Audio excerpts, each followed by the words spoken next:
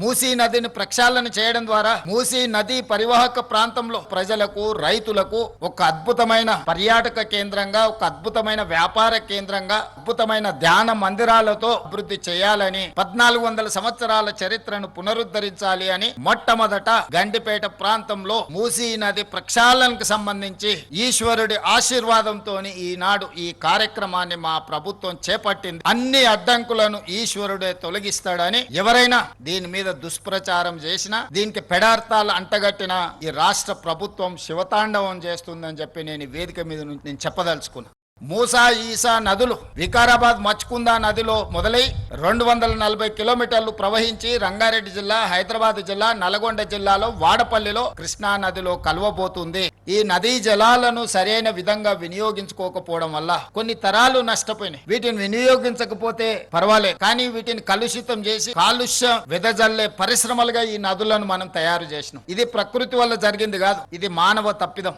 ఈ తప్పిదాలకు పాల్పడడం వల్ల గొప్ప చరిత్ర కలిగిన హైదరాబాదు నగరమే కనుమరుగయ్యే పరిస్థితులు ఈనాడు దాపురించినాయి.